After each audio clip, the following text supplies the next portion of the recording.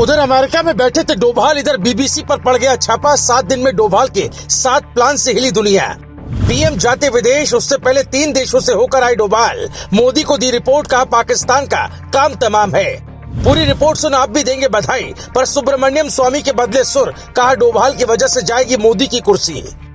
कहते हथौड़ा तभी मारो जब लोहा गर्म हो, और ये बात डोभाल से बेहतर भला कौन जान सकता है। जब बीबीसी डॉक्यूमेंट्री बनाकर उछल रही थी, अमेरिका के एक बिजनेसमैन मोदी को चुनाव में हराने के लिए फंड जुटा रहे थे और पाकिस्तान भारत को तालिबान की धमकी दे रहा था, तब डोभाल ने 7 दिनों के भीतर ऐसा गेम रचा कि सबकी हेकड़ी निकल गई। पहले सुनिए डोभाल ने क्या क्या किया, उसके बाद बताते डोभाल की वजह से मोदी की कुर्सी जाएगी। ऐसा दावा सुब्रमण्यम स्वामी ने क्यों किया है।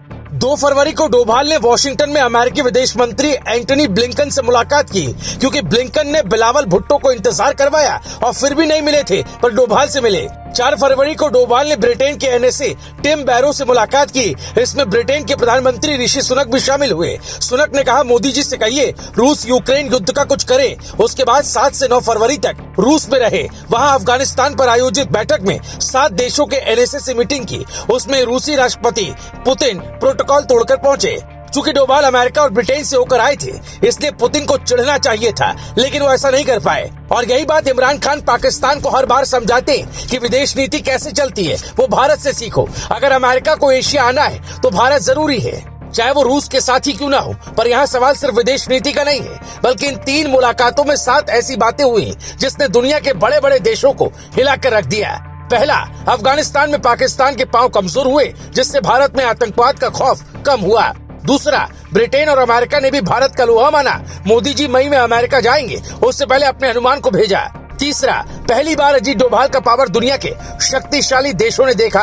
अफगानिस्तान पर उनकी राय सबसे अलग थी। चौथा, डोभाल सिर्फ एनएसए नहीं है, बल्कि मोदी और जयशंकर के बाद देश के तीसरे बड़े डिप्लोमेट है, ऐसा संदेश दुनिया को मिला। पांचवा, वैश्विक स्तर पर पाकिस्तान का अलग थलग होना भारत के लिए फायदे का सौदा है। अब वो बवाल कम मचाएगा।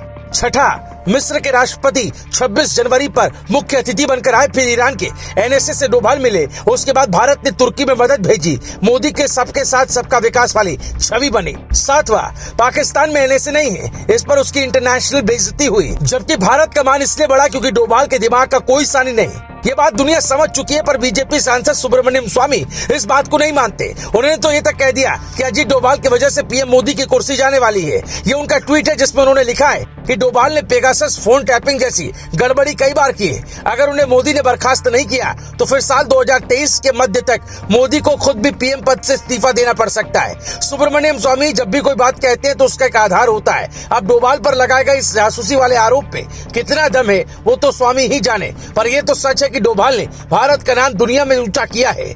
Bureau report, global Bharat TV.